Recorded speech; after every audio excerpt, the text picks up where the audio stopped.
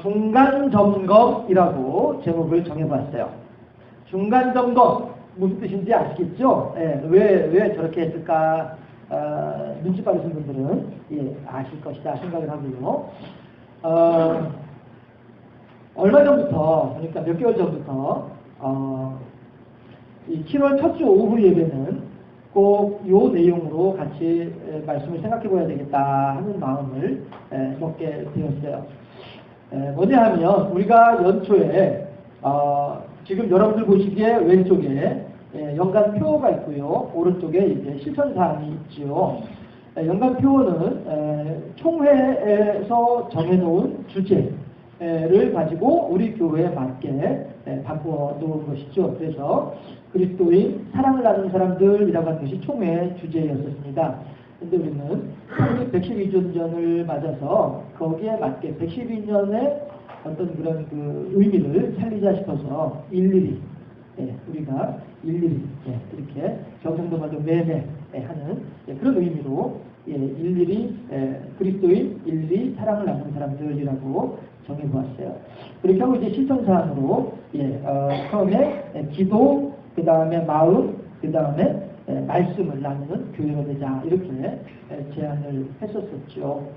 그런데 과연 우리들이 이 기도와 말씀과 또 마음을 얼마나 우리가 제대로 나누고 있는지 한번 중간 점검을 해볼 필요가 있겠다 하는 생각을 하게 되었던 것입니다. 그리고 이 즈음에 맞추어서 한 가지 그냥 저 혼자의 소회이기도 하겠습니다만은 말씀드려보자면 기도 공부를 보신 분들은 아실 거예요. 총회 차원에서 선교지 방문을 했어요. 총회 차원에서 선교지 방문을 이제 몇몇 분들이 이제 했는데 경주 구정교회까지 왔다가 우리 교회는 안 왔어요. 해서 기도 공부를 보면서 좀 마음이 좀 안 좋았어요. 쉽게 표현하면 자존심이 상했어요. 이것들 봐라. 그런 생각을 했는데 그래도 이제 그 마음은 잠깐이었고 이해를 했어요. 왜냐하면 사실 교회는 이게 안 좋은 분위기, 안 좋은 방향인 것은 분명합니다만은 현실적으로 어쩔 수 없는 그런 부분이라서 제가 이제 그냥 그런 측면에서 이해를 했다라고 하는 것이고요. 뭐냐면 교회는 큰 교회 위주예요. 대형 교회 위주예요. 목사님들 연합에 모여도 목사님들의 서열이 교회의 사이즈 따라서 목사님들의 서열이 달라져요. 아주 이게 참 슬픈 일이고 안타까운 현실이 있죠. 그럼에도 불구하고 또 행정적으로 임하는 사람들에게 있어서는 또 그럴 수밖에 없겠다라고 하는 생각도 하긴 해요. 왜냐하면 아니할 말로 수원 실내체육관을 빌려가지고 집회를 한다 할 때에 2층을 허행하니 비워도 오면은 그걸 어떻게 하겠어요? 2층을 어떻게든 채워야 이게 보기에도 좋단 말씀이에요. 2층을 채우려면 어떻게 되냐면은 소강성 목사 정도가 동원이 돼야 2층을 채울 수 있단 말이에요. 세례된 교회. 그럼 이제 그 사람한테 이것저것 이제 맡기는 거예요. 맡기면 그 사람이 자기 맡은 일이 있으니까 하면서 자기네 교회 찬양대들 딱 불러오는 거예요. 그러면은 찬양대 2층에 한 반 꽉 차버려요. 그것도 이제 유니폼별로 색깔별로 따로 해가지고 하고 그 다음에 이제 아래층에다가는 관현악단 100명짜리 또 딱 깔아놓고 이렇게 한단 말씀이죠. 그래서 일을 진행하는 사람들 입장에서는 그런 큰 교회 사람들이, 큰 교회 목사님들이 동원이 되어야 이게 일이 제대로 이제 그나마 이제 구색을 맞춰가면서 일을 진행할 수 있다 보니까 그러다 보니까 이제 큰 교회 위주로 움직이게 될 수밖에 없는 현실적인 이유가 있기도 해요. 그럼에도 불구하고 어쨌든 씁쓸한 것은 또 사실이기도 하고요. 어떤 목회자의 어떤 그런 그 사이즈, 목회자의 어떤 그런 격이 교회에 따라서 달라지더라. 이건 참 제가 또 이제 나름대로 그쪽 지역에는 이제 크다라고 하는 이제 대형 교회라고 하는 그런 교회 목사님이 있는데 이 양반은 참 인격적으로 아닌 사람이거든요. 그럼에도 불구하고 교회가 이제 이렇게 있다 보니까 인정받는 그런 분위기들도 보기도 하고요. 우리 교단 아니에요. 저기 침례교단 쪽이에요. 아니 감리교참. 그런 사람들도 이제 보기도 하고 뭐 이렇게 했었는데 아무튼 우리 총회에서도 구정교회까지 왔다가 저 대구제일교회하고 이렇게 몇몇 교회하고 부정교회까지 왔다가 우리 교회도 안 들르고 모화교회도 안 들르고 제가 모화교회 안 들렀단 말에 잠깐 위로를 받았어요. 참. 아무튼 우리 교회는 그럼에도 불구하고 우리들끼리는 자부심이 있어요. 사람들이 알아듣든 못 알아듣든 상관없이 우리들은 자부심이 있어요. 뭐냐 하면 우리는 112주년 되는 교회 교인이다라고 하는 자부심이죠. 이것은 훗날 하나님 아버지 앞에 가가지고 우리가 상급을 받을 만한 그런 일들이 될 것입니다. 그래, 참 그동안에 어려웠지, 그동안에 힘들었지, 고생 많이 했다, 수고했다. 분명히 상급을 주실 거예요. 또한 그 대형 교회, 크다라고 하는 교회 교인들보다는 아마 이 자리에 계신 여러분들이 아마도, 이건 제 생각일 수도 있습니다만, 더 많은 상급을 받을 거라고 생각이 되어져요. 왜냐하면 그들에 비해서 여러분들은 일을 더 많이 하세요. 그렇죠? 그쪽 교회에 있는 사람들은 어쩌면은 그 교회에서 하나님 나라 갈 때까지 빚들 한번 안 잡아보고 하나님 나라에 갈 때까지 주보 한 장 나눠본 적 없고 하나님 나라에 갈 때까지 뭐 봉사 한번 해본 적 없이 그렇게 신앙생활 하다가 하나님께로 가는 그런 사람들도 있을 거예요. 하지만 여러분들은 1인, 2역, 3역, 어쨌든 4역까지도 하시고 이러잖아요. 상급은 더 클 줄로 믿습니다. 소리가 작으세요. 수준 있는 교회는 상급이 많을 줄로 믿습니다. 사이즈는 작을지라도 이분들의 센스는 저 구조교회보다 더 좋다니까 우리가. 그렇잖아요?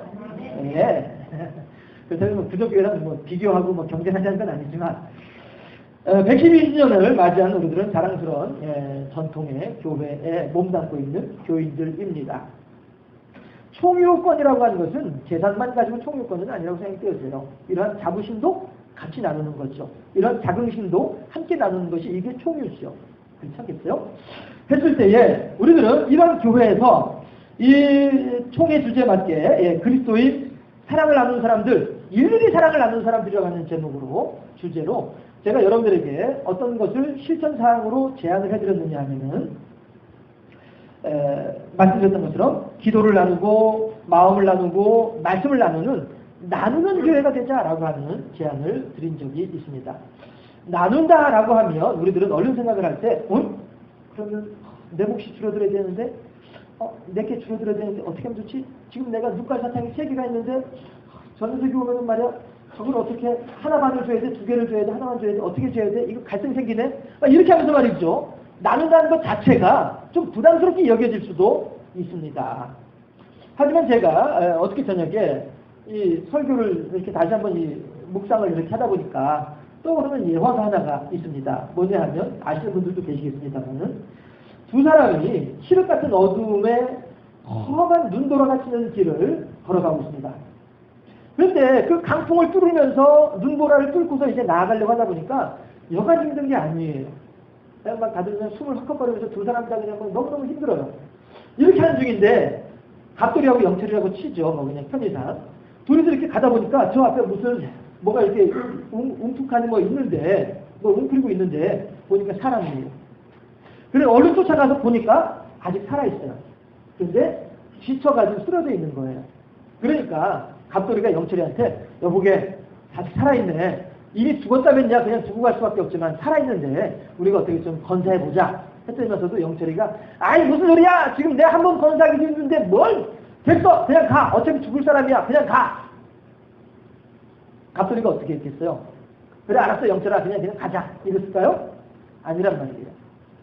영철이는 설마 같이 저희가 부축하자 하는 말 할까봐 싶어서 얼른 먼저 도망가버리고 말았어요. 갑돌이 혼자서 그 웅크리고 있는 사람 옆에 이렇게 서가지고 보니까 참 그냥 갈 수도 없고 참 딱한 거예요. 그래가지고 여보시오 하고서 좀 깨우려고 했더니 영 기절을 해가지고 정신을 못 차리고 있는 거예요. 그래 어떻게 해요? 겨우겨우 제 등에다 들쳐업었어요.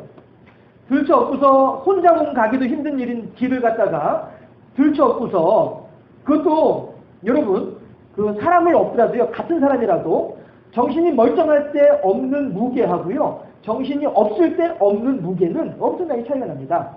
희한하죠? 같은 무게인데도 그래요. 예. 그 정신없는 사람을 업고서 얼마나 힘들겠어요. 막 숨을 컥컥거리면서 막 가는데 영철이는 혹시 도와달라고 하는 말 할까봐 싶어서 얼른 먼저 도망가고 마는 거예요. 저쪽으로. 그래, 갑돌이는 이제 그 사람을 얻고서는 이걸 내려놓을 수도 없고, 기왕이 시작한 거니까 내려놓을 수도 없고, 그냥 같이 가자니까 힘들기도 하고 막 이래가지고 막 억지로 가는데, 웬걸, 앞에 가다 보니까 영철이가 쓰러져 있어요. 영철이가. 죽었어요. 그리고 갑돌이는 여전히 그 사람을 얻고서 그 눈보라를 뚫고 나아갔어요. 왜 그렇습니까? 예? 누가 어느 분이 말씀하셨는데 왜 그래요? 네? 네. 그러니까 우리가 얼른 생각을 할 때 얻고 가는 사람이 죽어야 된다고 생각하는데 이건 이제 얘기예요. 예. 얻고 가는 사람이 죽어야 되는데 먼저 앞에 달아난 사람이 죽어버렸어요. 왜 그러냐 하면 추워서 죽었어요. 추워서. 얼어 죽었어요. 얼어 죽었는데 갑돌이는 왜 얼지 않았어요? 그렇죠. 등이 업었으니까. 등이 업었으니까 그 업힌 사람의 체온하고 갑돌이의 체온이 같이 서로 나누어지는 거예요. 또 갑돌이는 이 등에 살을 없으니까 얼마나 힘들어요. 거기 힘을 쓰다 보니까 몸에 땀이 나는 거예요. 이렇게 해서 서로의 체온을 나누고 서로의 무게 때문에 서로의 힘이 되어주더라라고 하는 것이죠.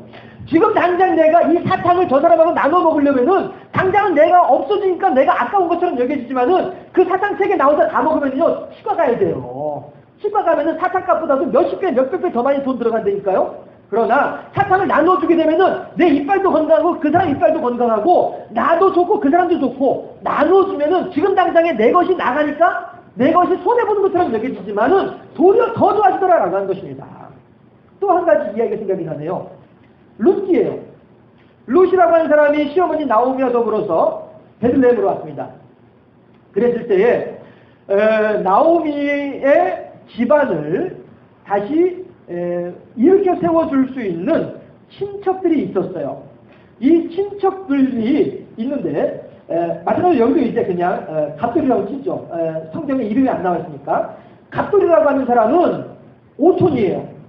5촌이고 보아스라고 하는 사람은 8촌이에요.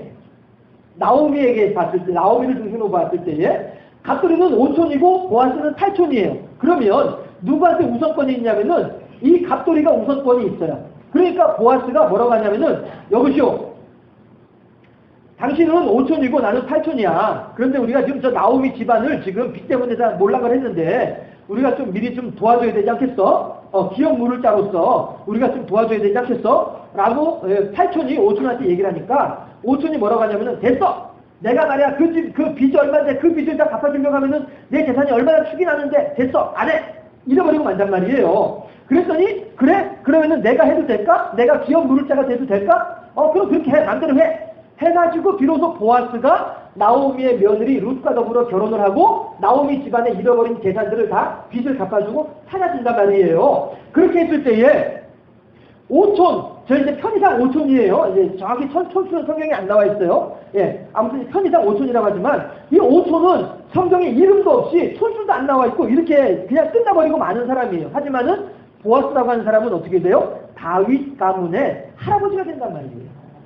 지금 당장 내 재산이 축나는 것처럼 보여서 내가 좀 억울한 것처럼 보이고 내가 속이 상할 수 있지만 내가 남겨주게 되고 내가 나누어 주다 보면은 도리어 그것이 나에게 더 큰 복이 된다라고 하는 사실이죠. 여러분, 우리들이 일일이 그리스도인, 일일이 사랑을 나누는 사람들이에요. 여러분들은 얼마나 나누는 일에 열심을 내신가요? 여러분들은 얼마나 나누는 일에 인색하지 않으신가요? 왜 그런 말이 있죠? 있는 사람이 더 지독하다고 하는 그런 말이 있죠. 예. 과부 사정은, 호레비 사정은 과부가 한다고, 없어 보니까 없는 사람의 사정을 알고, 그러다 보니까 없는 사람들과 더불어서 나누게 되더라는 것이에요. 하지만 처음부터 없어 본 적이 없는 사람은 없는 사람의 사정과 형편을 몰라요. 그렇기 때문에 나누기가 쉽지가 않더라라고 하는 것입니다. 여러분, 우리가 나눔으로써 말미암아 내 것이 줄어드는 것처럼 보이지만 도리어 더 많아지게 되는 이 하나님의 영적인 원리, 지난 수요일에도 그런 말씀을 드렸었잖아요. 그렇죠? 야곱이 이르면 이르리로다 라고 하면서 다 포기해버리고 마니까 도리어 더 큰 은혜로 다가오게 되는 것처럼 말이죠. 우리들도 내가 이거 나 혼자 다 먹을 거야 라고 움켜쥐고 있어봐야 치과 가는 일밖에 없다니까요. 나눠줄 수 있기를 바랍니다. 나눠주는 데 힘을 내는 우리 모두가 될 수 있기를 바랍니다. 예. 했을 때에 우선 실천사항으로 제가 제안했던 것이 뭐냐면 기도를 나눈다라고 하는 것이었습니다. 그러면서 인용했던 성경 구절이 뭐냐면 사무엘 선지자가 사울 임금을 세워놓고 이제 현역에서 은퇴할 때, 현역에서 물러나면서 이스라엘 백성들을 향해서 했던 말이 뭐냐면은 내가 너희를 위하여 기도하기를 쉬는 죄를 범하지 아니하겠노라 이렇게 얘기한단 말이에요. 이게 뭐냐 하면 이스라엘 백성들을 위해서 결코 내가 열심히 기도하겠노라 라고 하는 중보기도에 대한 내용이다라고 하는 것입니다. 우리들도 마찬가지로 중보기도를 나눈 일에 열심을 내야 되겠다는 것입니다. 중보기도 하려면은 시간 낭비돼요. 중보기도 하려면은 에너지 낭비돼요. 중보기도 하려면은 마음이 낭비가 돼요.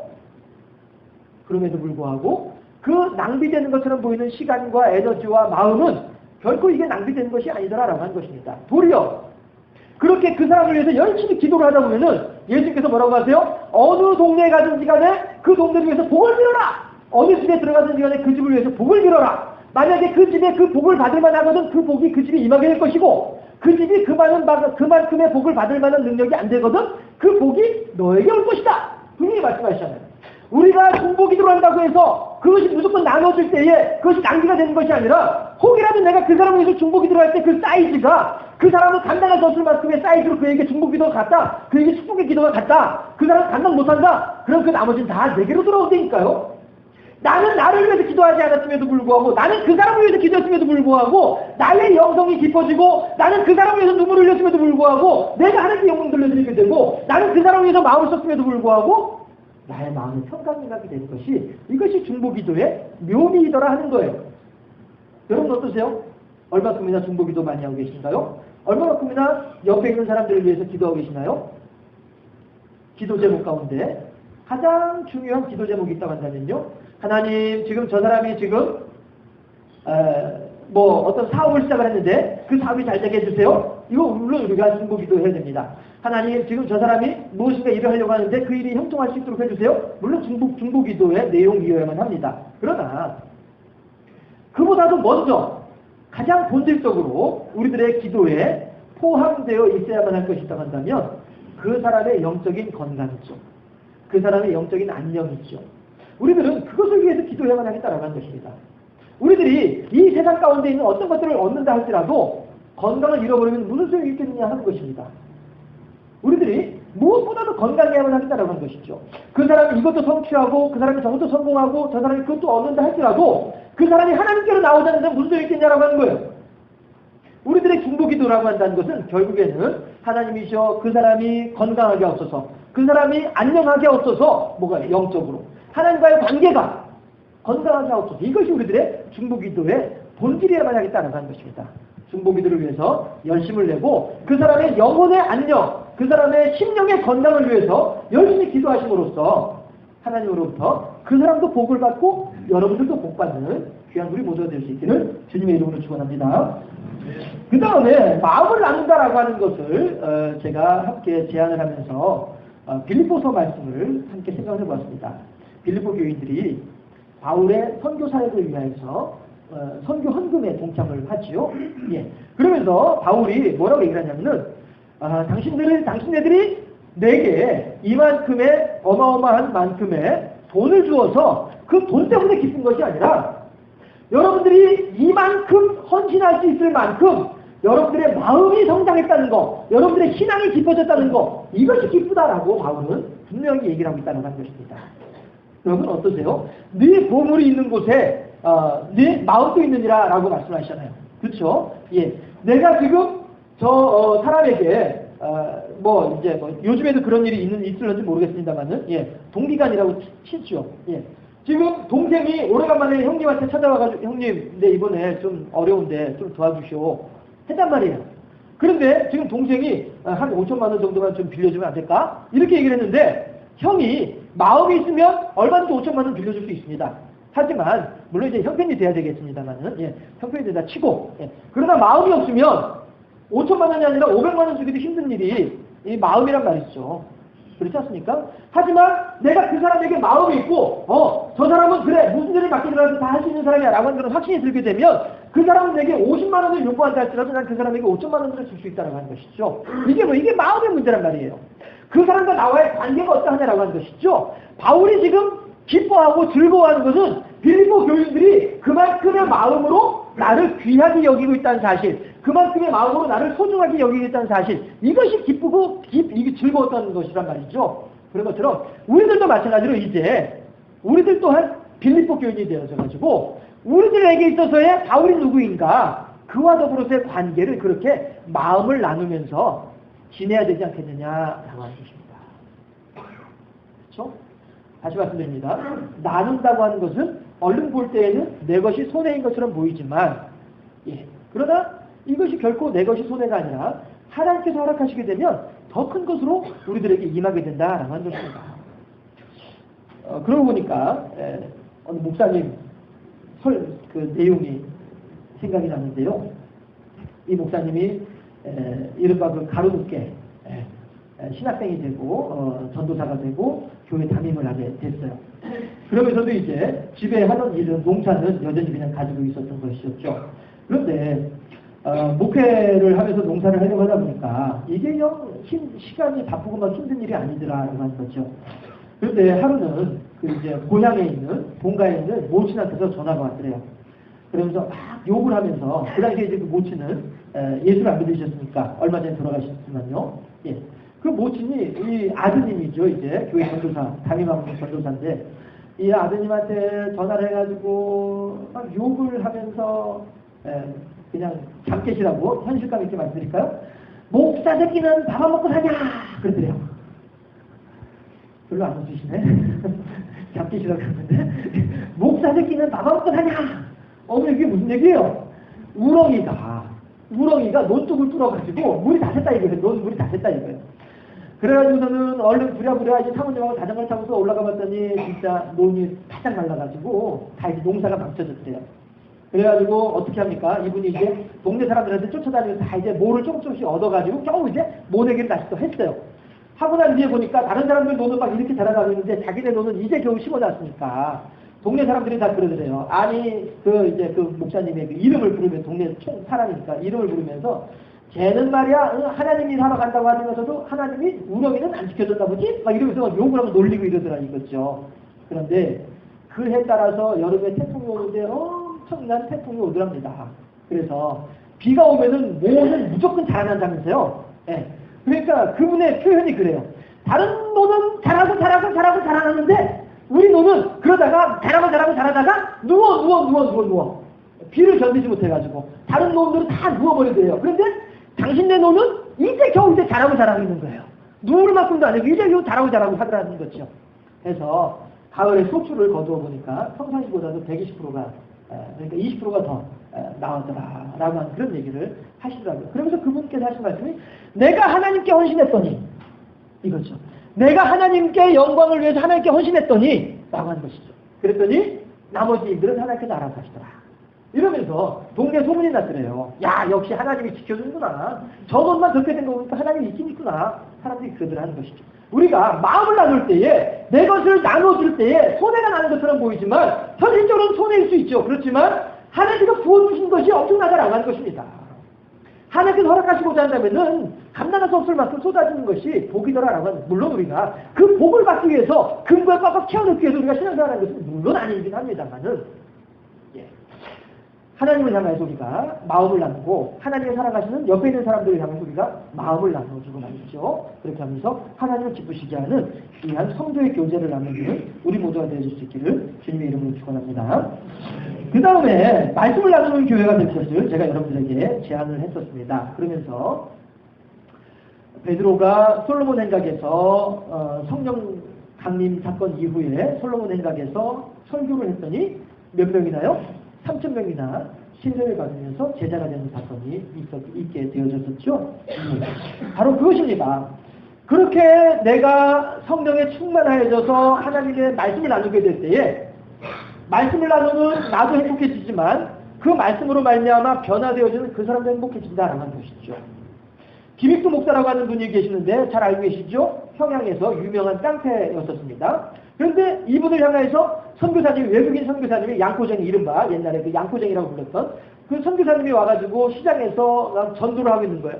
그런데 김익두, 깡패 김익두죠. 그 당시에는. 이 깡패 김익두에게도 막 전도를 하고 예수 믿으라고 전도를 하고 이렇게 하니까 이 깡패 기믹두가 그 사람을 향해서 막 도리어 핍박을 하고 양쿠쟁이가 와가지고 말이야 무슨 서양 귀신을 전한다고 하느냐고 하면서 도리어 막 이제 이렇게 해가지고 엄청나게 이제 핍박을 하고 이렇게 했던 사람이었는데 그러던 기믹두 깡패 기믹두가 결국에는 변화가 됐다라는 것이죠.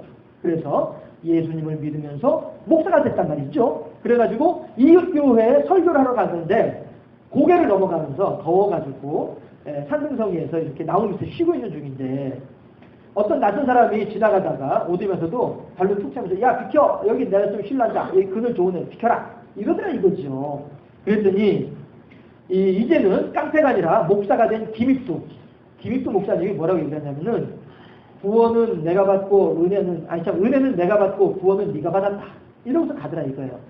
이 말이 뭐예요? 예수 믿은 기쁨은 내가 누렸어요.